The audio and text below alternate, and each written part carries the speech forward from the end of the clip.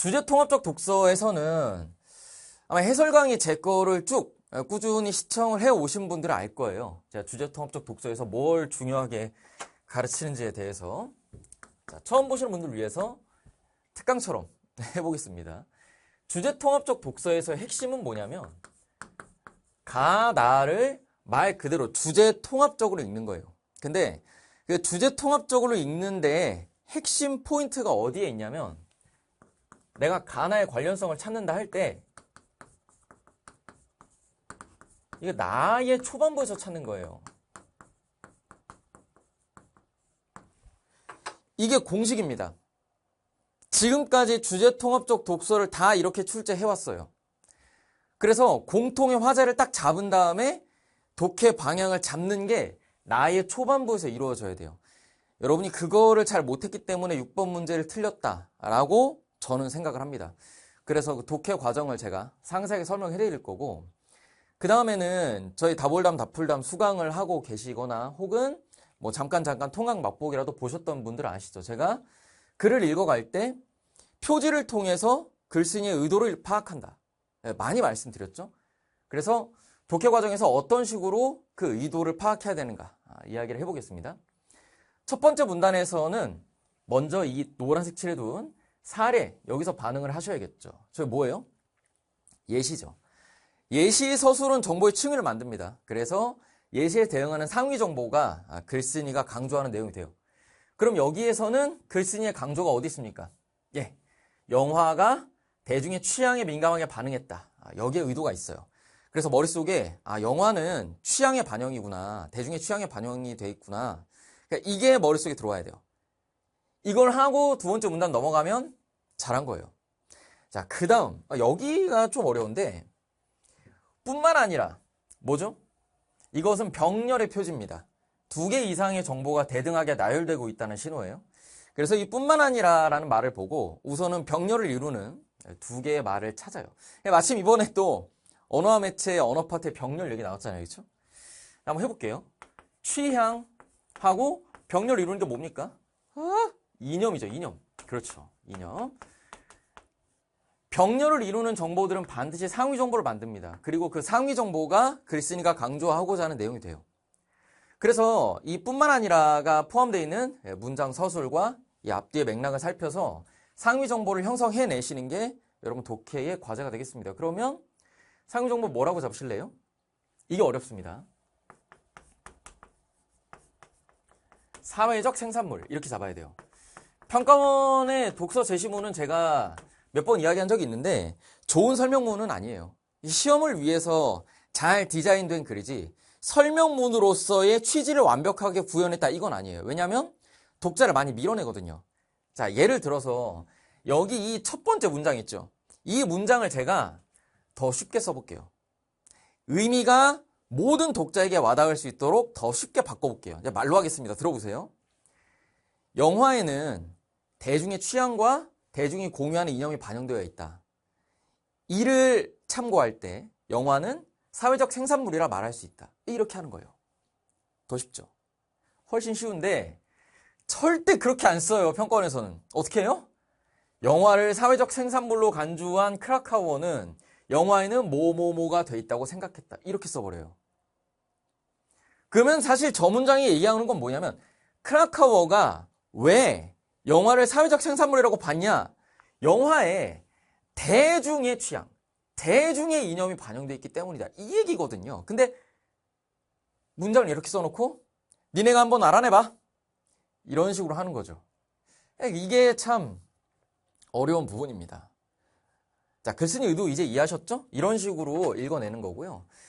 이어서 가볼게요.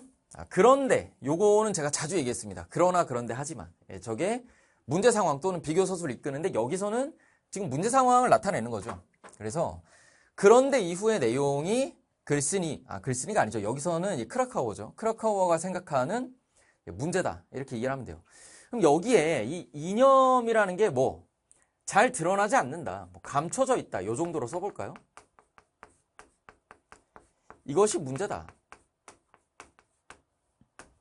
문제 상황은 그래서 항상 주요 정보이기 때문에 이걸 그냥 주요 정보로 확인만 하시면 돼요. 다음 가볼게요. 크라카워에 따르면 영화는 드러내면서 동시에 숨기는 매체다. 저 말이 이해가 어렴풋이는 됐을 건데 여러분 한번 생각을 해봐요. 영화에 이념을 반영했어, 감독이. 그럼 왜 반영을 했을까요? 당연히 그걸 표현하고 싶어서예요. 그렇죠. 그렇기 때문에 영화는 드러내는 매체예요. 그러나 그것이 투명하게 드러나진 않는다. 대놓고 말하진 않는다는 거예요. 그런 점에서 동시에 숨기는 매체라는 거죠. 이렇게 읽어주시면 돼요. 뒤에 내용을 보면 이제 사회에서 불순하거나 위험하다고 간주되는 것들이 이면에 감춰진다라는 이야기가 나오죠. 자, 그 이후에 쭉쭉 편하게 읽으시다가 반응을 어디서 하면 될까요? 예, 여기 예를 들어서 하시면 되겠습니다. 이거 예시죠. 그래서 여기에 대응하는 상위 정보를 생각을 합니다. 그럼 뭐예요? 영화에 있는 모티브, 이미지 이런 걸 해석해서 뭘 해요? 사회를 이해한다. 그러니까 영화를 통해 사회를 이해한다는 것이 상위 정보가 돼요. 그러면 제가 한번 핵심이 뭔지 이야기를 해볼게요. 아마 눈치를 채셨을 텐데 왜 크라카워는 영화를 통해 사회를 이해할 수 있다고 봤을까? 영화가 사회적 생산물이니까. 그럼 왜 영화가 사회적 생산물이라고 불러도 괜찮은 걸까요? 대중의 취향과 대중의 이념이 반영되어 있으니까. 그래서 우리는 영화에 있는 대중의 취향, 이념 같은 것들을 해석하고 읽어내서 그 사회를 이해하는 거죠. 자, 지금 제가 말한 것처럼 이렇게 하나의 중심 내용 안에 내용이 착 조직이 되는 느낌으로 글이 읽혀야 돼요. 이걸 연습을 하셔야 됩니다. 쉬운 글이어도 이렇게 읽어야 실수가 안 나와요. 아무리 독해가 쉬워도 독서 제시본 3개 중에서 이 한두 문제는 변별이 끼어 있잖아요. 그러면 그 변별을 안 당해야 내가 등급이 나오는 건데 그 변별을 안 당하기 위해서는 쉬운 글이든 어려운 글이든 똑같이 이렇게 내용을 정확하게 의도에 맞춰서 조직을 해내면서 읽을 수 있어야 됩니다. 만약에 이번에 6번 문제나 8번 문제 판단에서 조금 망설임이 있었다고 하면 이런 부분들을 연습을 해두시면 돼요. 그 다음 보겠습니다. 크라카워가 모티브나 이미지에 대한 해석을 통해 사회를 심층적으로 이해하고자 한다. 자, 보세요. 앞에서 여러분이 제가 이야기한 대로 글을 읽었다고 쳐볼게요. 그럼 여기 노란색 글씨 뭘로 보입니까? 예, 이 두 번째 문단의 요약으로 보이죠. 앞부분의 중심 화제를 아무런 표현 없이, 그러니까 표지 없이 촥 준 거예요. 그럼 이런 식으로 글이 이게 자연스럽고 편안하게 흘러간다는 느낌을 받을 수가 있겠죠. 여기까지가 이제 크라카워의 이야기였고, 그 다음에 제임슨 이야기가 나옵니다. 자, 제임스는 영화의 서사를 통해 영화에 반영된 사회를 총체적으로 이해한다. 사실은 영화를 통해 사회를 이해한다는 관점에서는 큰 틀에서 유사한 관점이라고 볼 수가 있겠죠. 그럼 여기서 이 글쓴이가 강조하는 주요 정보는 또 어디 있냐? 보여요, 즉. 자, 저 즉이라는 표현은 부연의 서술의 표지입니다. 부연의 서술은 뭐라는 거예요?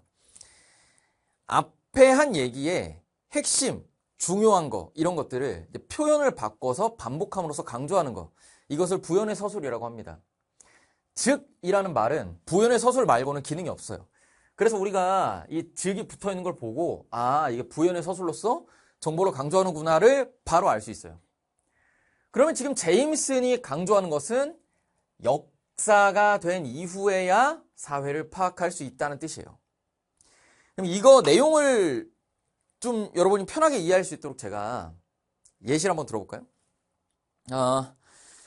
지금 여러분의 시야와 관점과 지식, 지혜로 우리 사회를 총체적으로 양상을 파악하고 이해하는 게 가능할까요? 안 된다는 건 바로 알겠죠. 일단 여러분이 3, 4, 5, 6, 10대의 삶을 모르고 그리고 여러분이 살고 있는 사회가 학교, 학원 굉장히 좁고 그리고 아직 여러분이 아는 게 부족하고 더 배워야 되고 그리고 여러분 스스로도 여러분이 심리적으로 성숙하지 못하다고 느끼죠. 그럼 이거를 거꾸로 뒤집어 볼게요. 70대, 80대 노인분들한테 가서 우리 사회를 총체적으로 이해해 주세요.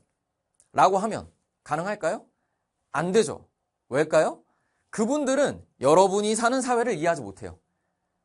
저도 마찬가지죠. 저도 여러분의 사회를 이해하지 못하고 저도 저보다 나이대가 훨씬 많은 분들의 사회를 이해하지 못해.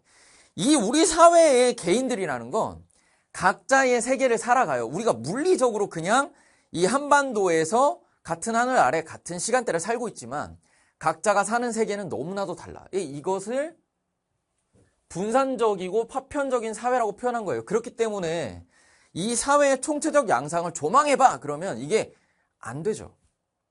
이해되죠? 잘 안 되는데 이것이 만약에 역사가 되었다. 예를 들어서 우리가 역사책을 통해서 조선 후기 사회 양상을 파요. 그럼 뭔가 당연히 그 시대의 구체적인 삶의 양상을 직접 경험한 건 아니지만 이 사회의 전반적인 양상은 우리가 이해가 되는 느낌이죠. 역사니까. 그 얘기란 말이야. 괜찮아요? 네, 좋습니다. 자, 그래서 이 역사가 되는 것에 대한 강조가 이루어지고 있고 그 다음 여기 그런데 자, 여기서는 뒤에 있는 내용이 문제 상황은 당연히 아니죠. 좋은 얘기를 하고 있으니까. 지금 저 그런데는 비교 서술을 이끌고 있는 겁니다. 뭐랑 뭘 비교하는 거냐?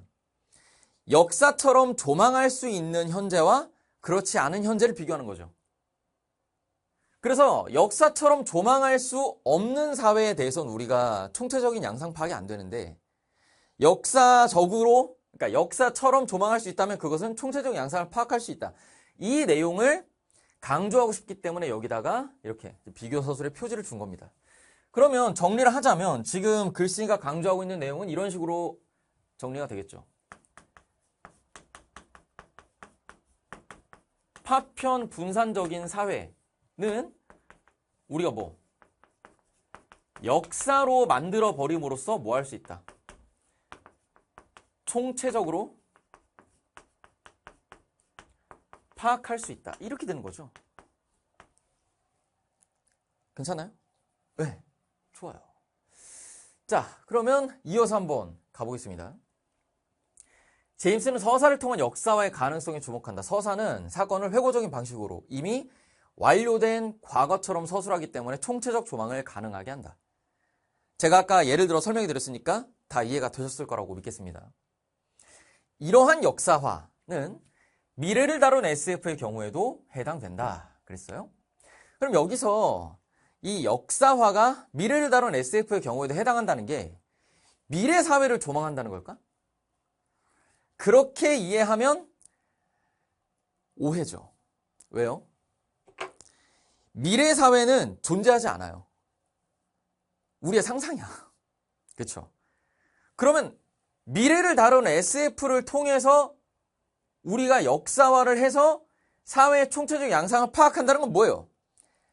SF든 뭐든 그게 어떤 영화가 미래를 다루든 현재를 다루든 뭘 다루든 어쨌든 우리 사회에서 만들어진 산물이니까 무슨 말인지 이해되죠? 그래서 저 SF, 미래를 다루고 있지만 우리가 저것을 통해서 현재 사회의 총체적인 양상을 파악할 수 있다. 이렇게 보는 거죠. 그러니까 현재라기보다는 우리가 속한 사회. 이렇게 보는 거지. 미래 사회는 몰라요. 왜냐하면 존재하지 않기 때문에 그 예측한다고 맞지도 않고 상상이자 허구죠. 예. 그 학생들이 이거를 많이 오해를 하신 것 같아요. 미래 사회를 총체적으로 조망한다 이렇게 오해를 하신 것 같은데 그렇게 읽으면은 지금 이 핵심 취지를 정확하게 이해를 못 하신 겁니다. 자, 그럼 여기까지 해서 가를 한번 읽어봤어요. 이제 앞에서 얘기했던 이 주제통합적 독서의 핵심을 이야기해 보겠습니다. SF, 제가 노란색 칠해뒀죠. 왜일까요? SF를 공통의 화제로 잡아야 돼요. 자, 앞에서 제시문 가에서 그냥 영화에 대해서 쭉 이야기를 했지만 여기서 간단하게 다뤘던 언급됐던 SF 이게 뭐예요? 지금 가와 나의 공통 화제가 돼버린 거야. 그러면 한번 생각해 봅시다. 이 제시문 가에서는 SF 갖고 무슨 얘기를 했어요? 이 SF를 통해서 뭘 한다? 우리 사회를 총체적으로 조망할 수 있다. 이렇게 얘기했죠. 이것은 설명이 아니라 관점, 견해, 주장이죠. 이해돼요? 그러면 이 주제통합적 독서의 성격상 공통의 화제를 가지고 다른 글을 쓴다고 하면 제시문 나에서도 SF를 갖고 무슨 얘기를 하겠어요? 그렇지. 설명이 아니라 견해, 주장, 관점, 이론 이런 것들을 내세울 거란 말이죠. 그러면 요 SF라는 말을 보자마자 딱 잡혀야 돼. 아, 제시문 나에서 어떤 이론이나 사람이 등장할 텐데 SF를 어떤 방향으로 다루는지를 내가 봐야겠다. 독해 방향 이렇게 잡아요. 이걸 해내시는 게 저 첫 줄에서 이루어져야 됩니다. 제가 이것을 다풀담 주제통합적 독서에서 여러 번 가르쳐 드렸고 그동안의 해설 강의에서도 많이 말씀을 드렸죠. 이걸 해내는 게 첫 번째예요. 이걸 하셔야 6번이 편해요. 그리고 지금 제가 말씀드리는 거는 그냥 공식이에요. 우리가 문제를 보고 아는 게 아니라 주제통합적 독서라는 이 유형, 고정 유형의 출제 방향과 평가 목표예요, 그냥. 그래서 그냥 이렇게 읽어주시면 돼요. 그럼 나는 궁금하다. SF 가지고 과연 누가 무슨 얘기를 할까? 이어서 가볼게요. 첫 번째 문단에서 주요 정보 서술, 뭐뭐가 아니라 여기에 처음 등장합니다. 그래서 여기서 반응을 해주시면 돼요. 비교 서술은 그냥 주요 정보로 외우세요. 비교라는 건 필수적인 게 아니에요. 예를 들어서 지금 이 서술도 마찬가지죠. SF에서는 개연성이 중요하다. 이렇게 말을 하면 되는데 과학적 진위가 아니라라는 말을 굳이 붙인 이유는 저 개연성이 중요하다는 것을 독자가 반드시 중요하게 이해해줬으면 좋겠다라는 의도예요. 그렇기 때문에 여기에서 개연성이 굉장히 중요한 거라는 걸 파악을 하시고 그리고 개연성에 대해 다시 부연의 서술이 붙었기 때문에 또다시 개연성이 중요하다는 걸 알 수가 있습니다. 그래서 SF에서 개연성이 중요하다. 자, 이건 어렵지 않으니까 굳이 제가 필기하거나 뭐 하지 않아도 지나가도 되겠죠? 이어서 가볼게요. 두 번째 문단. 기발한 상상력이 촉발하는 경이로움은 SF의 중요한 장르적 특징이다. 어려운 내용은 없죠. 그럼 쭉쭉 지나가요. 경이로움. 경이로움 되게 좋아하네요. 평가원에서. 그렇죠? 올해만 벌써 경이로움이 연속 출제되고 있습니다. 자, SF 연구자 다르코 수빈. 뭔가 한국식 이름 아니니? 죄송합니다. 자, 수빈이 녹음에 대해서 이야기를 하고 있어요. 이제 자기가 이름을 붙인 건데 여러분 그냥 편안하게 읽어요. 읽다가 반응을 어디서 하시는 거냐면 이런 주요 정보 서술의 표지, 정보층위 서술의 표지 이런 거에서 하는 거예요. 자, 뭐뭐가 아니라 제가 아까 말했죠. 비교 서술입니다. 저 비교 서술을 보고 주요 정보 나왔네. 주요 정보가 뭐예요? 노붐의 속성으로 나와 있죠. 그치? 노붐이라는 건 이례적 놀라움을 유발하는 게 아니라 작품 전반에 지배적인 영향을 미치는 요소이다. 그래서 이 지배적 요소라는 정보를 주요 정보로 처리를 하게 돼요. 메커니즘은 이렇게 돼.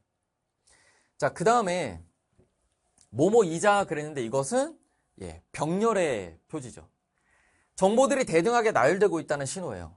그러면 이 지배적 요소인 것과 그 뒤에 현실 세계 SF 작품 묘사는 허구적 세계의 발음이 왜 이렇게 꼬이니? 자, 허구적 세계 사이에 차이를 드러내는 핵심적 요소다. 그래서 현실과 허구적 세계의 차이 드러내는 것이고 또한도 마찬가지로 병렬이죠. 또한 뒤는 세계관을 드러내는 것이다 라고 하고 있네요. 제가 지금 피로가 극에 달해 있어서 발음이 좀 꼬입니다. 죄송합니다. 자, 이렇게 병렬로 정보가 조직이 되면 아까 말씀드렸죠? 상위 정보가 중요합니다. 그럼 여기서는 노붐의 속성 이 정도로 하면 되겠고 당연히 상위 정보는 이제 주요 개념이기 때문에 노붐의 속성을 설명하는 것이 지금 해당 문단의 핵심 요소다. 이렇게 파악을 하고 넘어가시면 돼요. 근데 여기서 제가 여러분의 그 인문교양학적인 이해력을 올려드리기 위해서 이 부분 좀 추가로 설명을 해볼까요? 노붐이라는 게 일회적 놀라움을 유발하는 게 아니라 작품 전반의 지배적인 요소다. 자, 무슨 얘기냐? SF 영화 사실 여러분과 제가 동시에 공감할 수 있는 것 그리고 가장 많은 학생들이 알 만한 거는 이 마블 시리즈가 있죠. 그러니까 아이언맨 영화를 보면 그 아이언맨이 입는 수트가 사실 이 당대의 지식기술 경험, 그러니까 우리 현대의 지식기술 경험은 아득하게 뛰어넘은 거잖아요. 지금 현대 기술로 그게 구현 불가능하죠. 근데 그걸 보고 우리가 일회적으로 놀라움을 가졌다. 그럼 잠깐 놀라고 끝나나요? 아니죠. 사실 아이언맨이 시작부터 끝까지 처음부터 계속 뿡뿡뿡 이거 2시간 동안 하는 거 아니잖아요. 그냥 잠깐 나오고 말아요. 그 수트 나오는 장면은 그렇게 길지 않단 말이야. 그런데 우리 머릿속에 아이언맨 하면 어때요? 그 영화 자체가 그냥 수트로 기억이 되고 있잖아. 이게 바로 노붐이 작품 전반의 지배적 요소라는 뜻이에요. 아마 저 말 말고 나머지는 여러분 다 이해했을 거라서 제가 추가로 설명하지 않겠습니다. 자, 그래서 노붐 이야기 핵심으로 파악할 수 있겠고, 그 다음 가볼게요. 수비는 SF가 현실의 반영이라고 하네요. SF가 미래에 대한 상상인데 그 상상이 작품이 생산된 시대에 기반하는 거는 맞잖아요. 이거는 그냥 수빈의 주장도 아니죠. 그냥 당연한 사실이자 현실이죠. 자, 이어서 가볼까? 따라서 SF에 등장하는 인물, 시공간 설정, 현실과 유사하면서도 다르죠. 그래서 이것을 이처럼을 통해서 요약을 해주고 있습니다. 자, 어려운 내용은 없고요. 그럼 처음부터 편하게 쭉 읽어가요. 읽어가다가 여기 노란색 칠해둔 부분에서 반응을 하게 됩니다. 자, 이 노란색 칠해둔 부분은 이처럼부터 노란색 칠해둔 부분 사이에 나오는 서술의 요약이죠. 여러분이 내용을 이해하기 위해 노력하면서 읽었다고 하면 지금 이 노란색 글씨 칠해둔 부분에서 같은 내용을 지금 반복하고 있다는 걸 알게 될 거예요. 자, 이런 식으로 중심 화제를 표지 없이 서술하거나 혹은 저 이처럼 같은 말로 앞부분의 중심 화제를 다시 표현해 주는 건 이 본질적으로는 정보를 반복하는 것이기 때문에 주요 정보로서 기능을 하게 됩니다. 그러니까 이 인지적 낯섦이 이성적 성찰까지 가게 되는 그 과정에 대해서 여러분이 이해를 하고 있어야 되는 거예요. 그러면 그 내용을 간단하게 정리해 볼까요? 자, 앞에 설명을 보면 다름이 무엇을 유발해요? 다름이 낯섦을 유발하고, 괜찮죠? 자, 이렇게 낯섦을 느끼고 나서 우리가 뭐 하는 거예요? 현실에 거리를 두고 현실을 비판적으로 바라보게 되겠죠. 근데 이것을 어떤 식으로 정리한 겁니까? 예. 우리가 감각적인 충격을 받아서 뭐 하게 된다? 이성적 성찰에 도달하게 된다. 이런 식으로 이야기를 한 거죠. 자, 어려운 내용은 없어요. 그렇죠? 이렇게 이해하시면 되고요. 다음. 이 A 파트가 특별한 서술의 표지 같은 건 없는데 저 내용이 제일 중요해요. 이 글을 굉장히 좀 뭐랄까 의도가 잘 드러나지 않게 잘 썼다고 저는 생각을 하는데, 제가 아까 말씀드렸던 것처럼 이 제시문 나에서 우리의 독해의 목표는 뭐냐면 SF 영화를 가지고 이 가에서 이야기한 것과 관련성 있는 어떤 이야기나 주장이 뭘까, 그 얘기를 어떤 식으로 풀어갈까, 이걸 알아내는 거예요. 그럼 저 SF를 가지고 자, A 파트에서 수빈이가 하는 얘기가 뭐예요? 제일 중요한 얘기가 뭐 같아? 그렇지, 이 여기 뒤에잖아. 오늘날 환경오염, 전쟁 등으로 인해 인류가 심각한 위기에 처한 상황에서 현실 너머에 존재하는 이상적인 세계를 탐색하는 SF의 역할이 더욱 중요해졌다고 수빈은 주장해. 왜 제가 여기를 중요하다고 얘기를 했을까요? 자, 앞부분은요, SF에 대한 얘기가 아니에요. 뭐예요? SF의 소재로서 그 유토피아가 쓰인다. 그 이야기야. 그럼 이것은 어떻게 보면은 그냥 사실에 관한 언급이죠. 그러니까 SF에 관한 사실적인 측면이 강하지. 근데 오늘날 뒤쪽의 이야기는 뭐예요? 수빈의 개인적인 견해이자 주장이에요. SF 관련해서 그러면 하고 싶은 얘기가 뭐냐? 야, SF를 통해서 우리가 뭘 해야 돼? 현실이 지금 위기에 처해 있으니까 뭐 하자? 이상적 세계를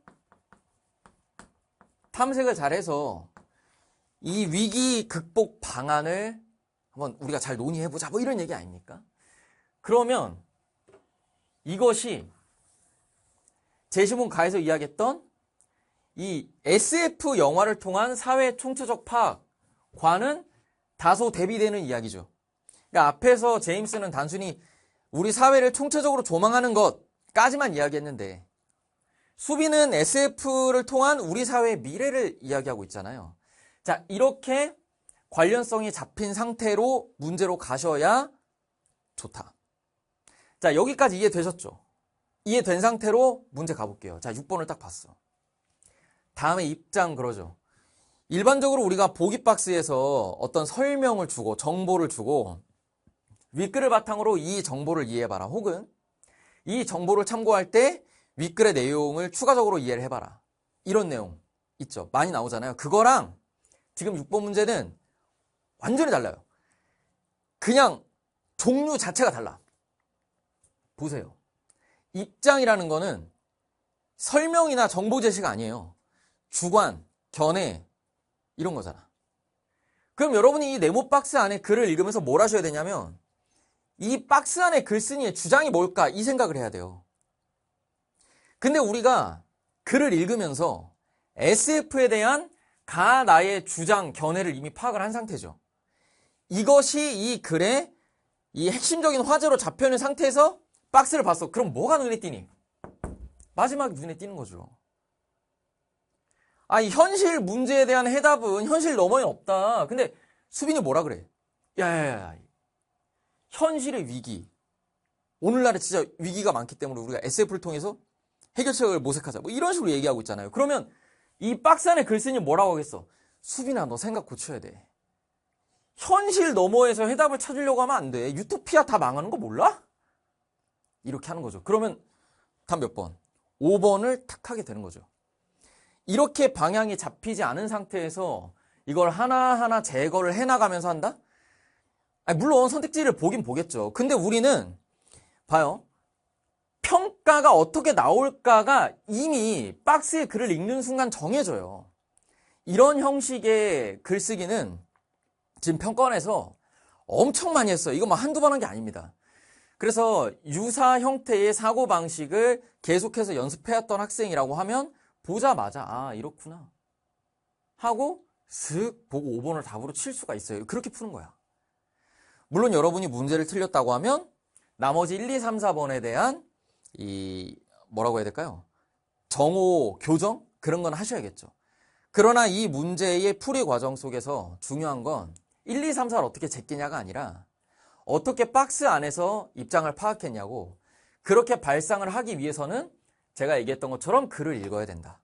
스노우볼이 결국에는 독해에서 굴러내는 거고 독해를 잘 하셔야 돼요. 알겠죠?